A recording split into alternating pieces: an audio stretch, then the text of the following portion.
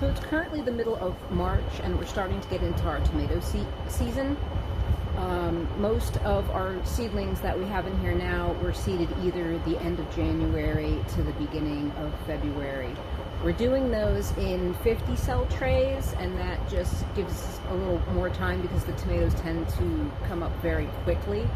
They're usually in here for about 4 to 6 weeks before they get transplanted into the other greenhouses. And that's going to depend a bit on how much actual sunlight that we're getting. If we have a good stretch of sunny days, it's going to be closer to that 4-week period. And if we tend to have a bunch of cloudy days, that's going to stretch further into 6 weeks. So we're getting ready to put those in this week. Some are already going in the next few days we'll get the rest of them in. So first I wanted to show, in talking of the seeding part of it, I wanted to show first what we're doing for germination. So let me give you a view of that first. So this is our germination chamber. This is an old upright freezer. It doesn't work anymore. But it's perfect for this use because it's a large insulated box. So it's great for this. So everything's on shelves. Down at the bottom, I don't even know if you can. Yeah, you can kind of, oh, there, you can see it. So we have a heat lamp in there with a ceramic bulb. So it's just a standard heat lamp that you would use for, say, a brooder box for chicks or a reptile tank, that kind of thing. So heat lamp with a ceramic bulb. That is wired to a thermostat. And it keeps it, I have it set at about 78 degrees. So, like I said, nice big insulated box. It keeps the whole thing warm. I had the tomato plants in here, and I got a fantastic germination rate, almost 100%. And the seeds were up within 4 to 5 days. 4 to 5 days, everything was up. So, really simple and a good use for an old appliance that doesn't work anymore. Really good as a germination chamber. So that's germination, pretty simple, nothing really complicated. A couple other things that I wanted to show specifically in the seedling portion of it. I don't only want to show what goes right, I want to show what goes wrong, because I think that's a lot more helpful to show both and not just the good parts of it. So I did have a couple of issues with the seedlings. The way it timed out, as soon as I seeded them, or as soon as they germinated, I had a good 2-week stretch where we had cooler, cloudier weather. And although we do have this greenhouse heated, it's only heated to about 63 to 64 degrees. If the sun comes out, this is going to heat up into the mid-70s easily, which the tomatoes absolutely love. If it stays cloudy, it's going to stay at that 63, 64 degree temperature, and that's exactly what I had happen. It stayed cloudy, and while they were really small and at their most susceptible, I had a cloudy stretch that kept the greenhouse at 64 degrees. So I had 2 issues, and for 2 different reasons. I had some lengthening of stem, both because of those cloudy days and because I was 1 day late getting my seedlings out of germination. So I had some stretched stems. So let me show you right now how I addressed that. So these here are tomato seedlings that just came out of the germination chamber. Now, as you can see, my germination rate was really, really good, but I was a little late getting them out of that chamber, so my stems are lanky. It's not really an issue, but as they get taller, they're really going to tangle up with each other, and it's just going to have become issues when you're separating them to transplant. The tomatoes are really forgiving, though. You can actually fix this. So what I have in here, this is just Pro-Mix, which is a peat moss based media that I wet down really good. So I want it to provide a little bit of weight. What we're going to do is bury these stems. So simply with the stem, you're going to curl it. And you got to be careful that you don't snap the stem. You don't want it to break. You want it to stay intact. So sort of curl it into a circle. bringing that leaf head down lower, and then take some of that wet down media and bury that curled stem, leaving that leaf top exposed at the top. And tomatoes are fine this way, because even when you transplant, you can bury the stems and they're just going to form roots along whatever part of the stem you have buried. So they're fine with this. So with each one, I'm just going to go along, curl that stem, and hold that down while I add some media on top to hold down. And now you've got a short seedling like it was supposed to be when it came out of germination. But of course, I was a little late in doing that. But that's okay. They're going to be all right. So I'm going to go through the tray, and I'm going to tuck each one of these in, and I'll show you what we've got.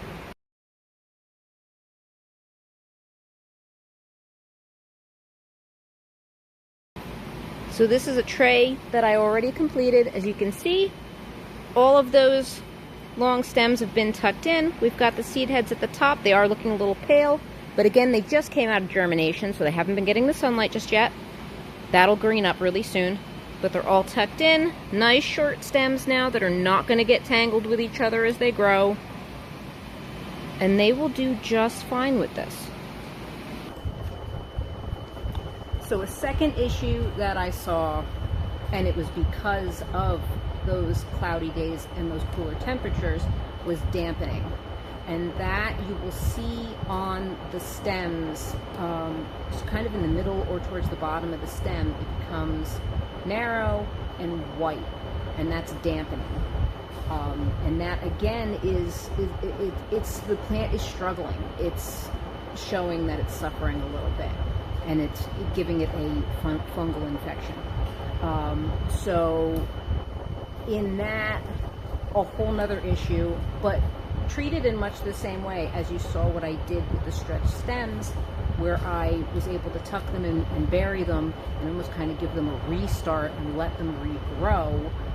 I had the same issue with the dampening, where I gave them first a good treatment with a fungicide as soon as I saw that they were having that issue. A good treatment with the fungicide, allowed that to dry, and then again buried the stems. So let me show you, here's those plants after I gave them that treatment and did the stem burying again on those. So take a look at those. So these here are the tomato plants that I had the issue with the dampening. As I showed in the photo at the bottom of the stems, it had that thin white stem showing that those plants were dampening off. They were treated with a fungicide. I sprayed down all the plants with a fungicide, and I allowed that to dry for a few hours. Afterwards, I tucked the stems in. I did that same process that I showed you before with the tomato plants that had gotten lanky. I laid the stems down and I tucked them into the soil, which then allows those stems to root in, which the tomato plants are very good at doing. They want to do that. And that's what I did with these. And that saved this whole batch of tomato plants. These probably would have died. I mean, the fungicide treatment could have saved them alone, but I think tucking in those stems and giving them the opportunity to put in some fresh roots really does help. And they really have come along nicely. They're going to be going in the greenhouse in the next couple of days. So there you can see two issues that we had.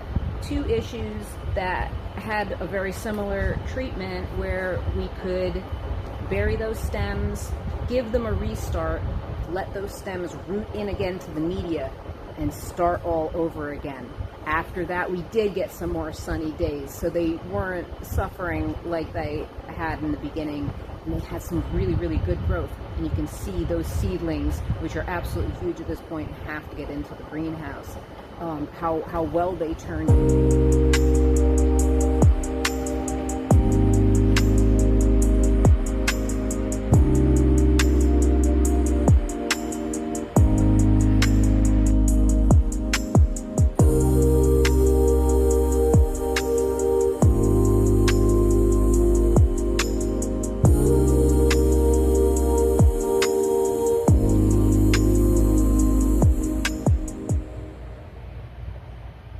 here.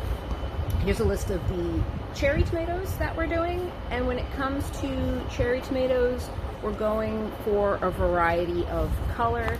So we're either doing grape or cherry tomatoes, or a bit of both.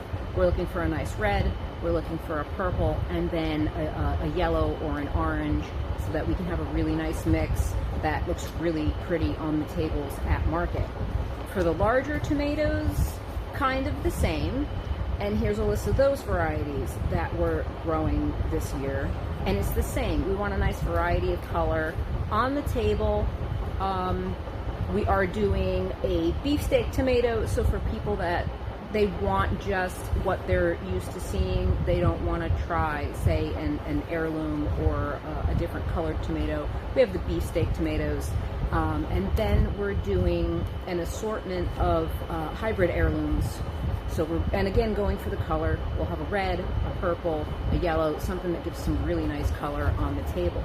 And we're looking for varieties that have good disease resistance, and that are recommended for greenhouse growing. Most of our tomato seeds we're getting from Paramount Seed. Some we'll get through Johnny's, but we're looking for that disease resistance and that recommendation in the greenhouse. And these plants now are going into hydroponic Dutch bucket setups, which I think we're going to do a separate video to show that, just so that this doesn't get insanely long and we can really focus on what's going on in there. So they're starting to get transplanted now. Also, our eggplant and bell peppers and jalapeno peppers as well will be going into those same buckets. Those seedlings are still pretty small, so I have a little more time before they need to go into place.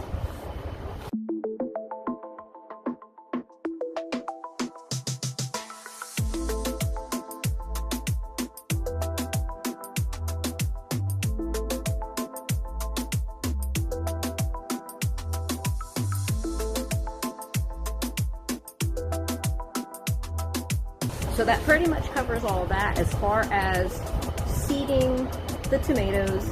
And then, like I said, we'll get into another video as to transplanting them, getting them into the greenhouse. I should be able to show that pretty soon. So if you have any questions, let me know. I'll try to answer as many as we can.